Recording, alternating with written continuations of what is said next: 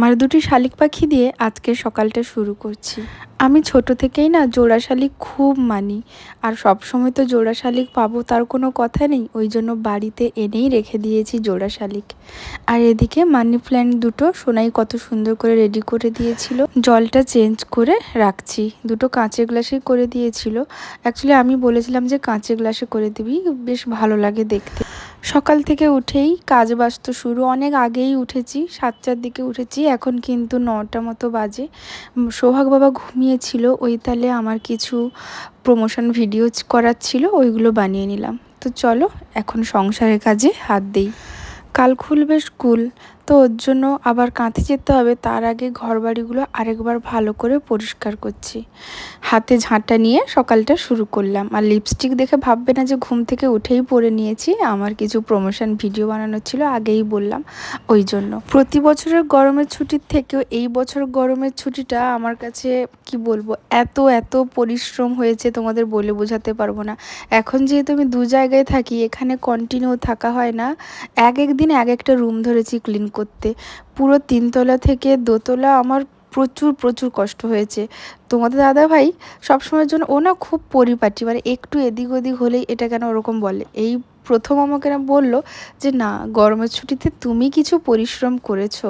আর আমিও সঙ্গে সঙ্গে বললাম যে তুমি তো একটু হেল্প করোনি।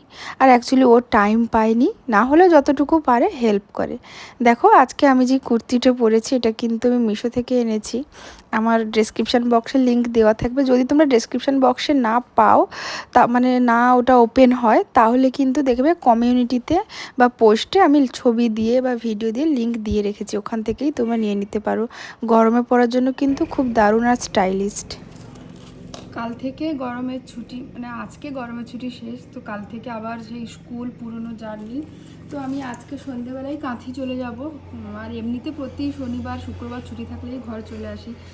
পুরো বাকি 5 দিন কাঁথতেই থাকতে হয়, তোমরা জানো, যেহেতু ছোটো বাচ্চাকে নিয়ে তোমাদের সোহাগকে রাখার ব্যাপার আছে, সেখানে মা দুষ্টুমা অনেকেই আছে।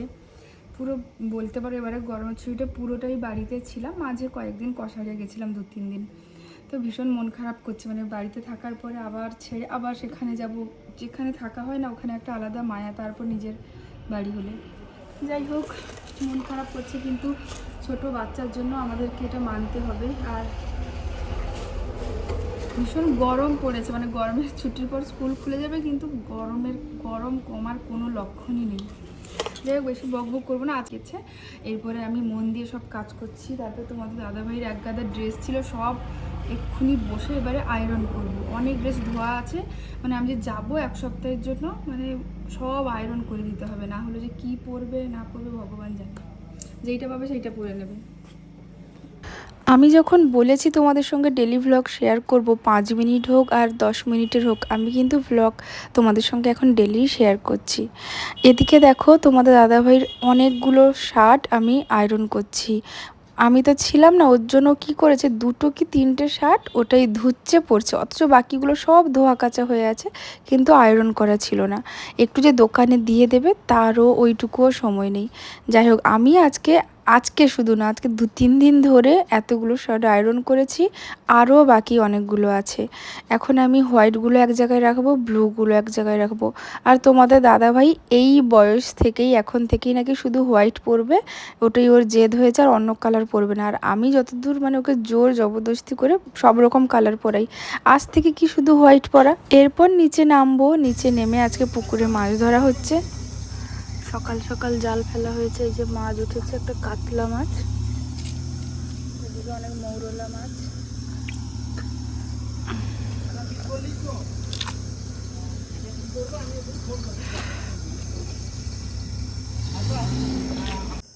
সোহাগ বাবা মাছগুলো দেখে মাছ ধরবে, কেমন হচ্ছে দেখো, মাছ ধরবে।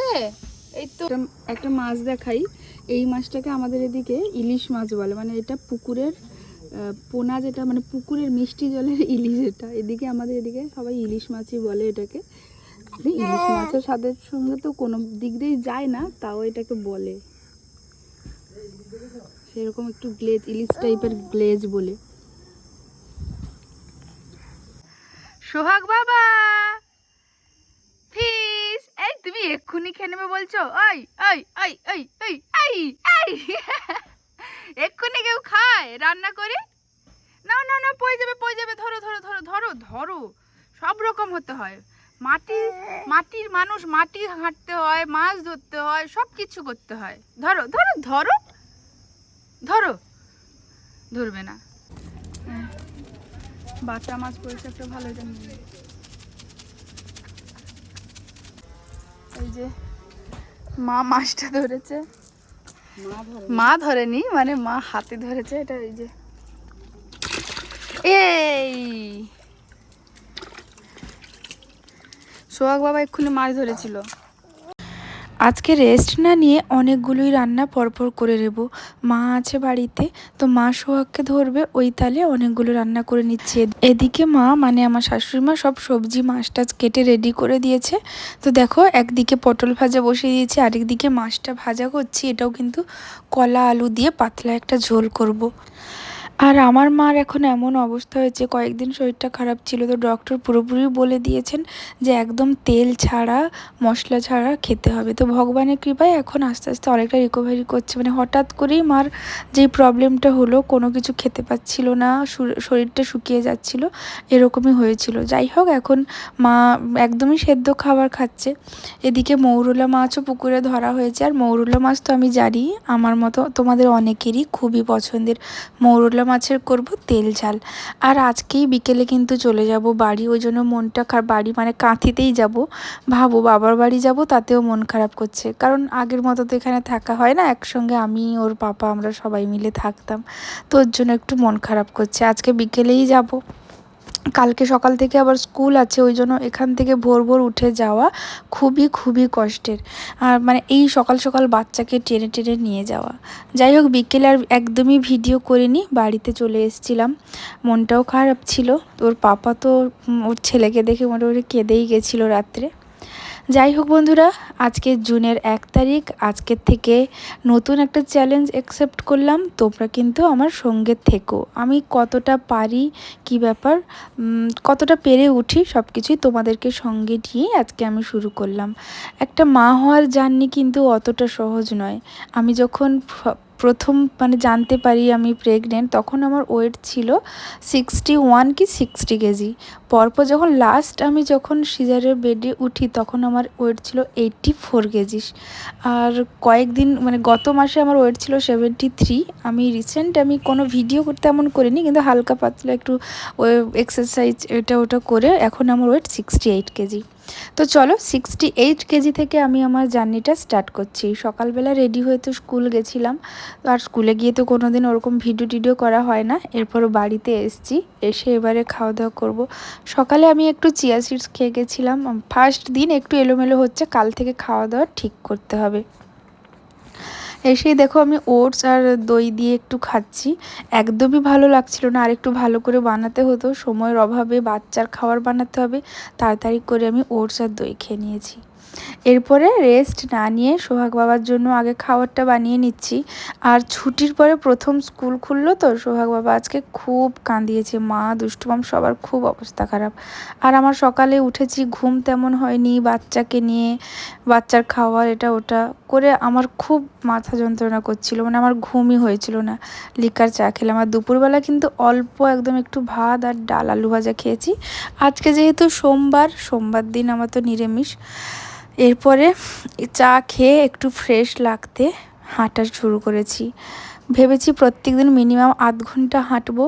আরেকটা কথা বলে রাখি, যেহেতু সোহাগ ছোট 10 মাসের ব্রেস্ট ফিড করে, তার জন্য আমি কিন্তু হার্ড ডায়েট বা হার্ড ওয়ার্ক ওরকম মানে ওয়ার্কআউট খুব একটা করতে পারবো না, কারণ নিজের ফিগার ঠিক করতে গিয়ে ছেলের ক্ষতি হবে, ছেলের খাওয়ার প্রবলেম হবে, এটা আমি কোনো দিনও করবো না। একদম নর্মালভাবে যতটুকু সিম্পল, যতটুকু ওয়ার্কআউট ডায়েট করে খেয়ে দিয়ে ডায়েট করে যতটুকু করা যায় সেটাই আমি করব। বিকেলবেলা হাঁটার পরে সোহাগ বাবার কাছে। মামা মামা মামা, কি রাগ হয়েছে,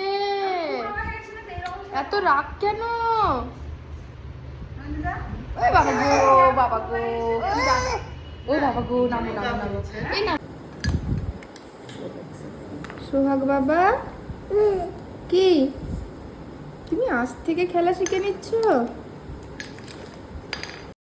এখন আমি এক্সারসাইজ করছি, অনেকটাই ঘাম ঝরেছে। আর আমি ইউটিউবে 15 মিনিট কি 20 মিনিটের একটা এক্সারসাইজ চালিয়ে দিই ভিডিও, ওটা চালিয়ে দিয়েই কিন্তু আমি শুরু করি। দেখো এখনও সন্ধেবেলা ভালোই ঘাম ঝরলো।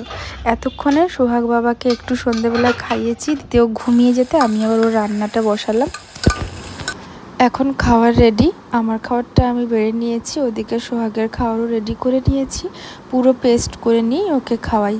তো চলো আজকে ব্লগটা এখানে এন্ড করছি, জুনের 1 আজকে। তো দেখা যাক লাস্ট অবধি কী হয়। আর আমি খাওয়ার পরে ওয়েট মেপেছিলাম 68 ছিল, খাওয়ার পরে তো দেখছি প্রায় 70 কেজি। দেখা যাক 30 দিনে কী হয়।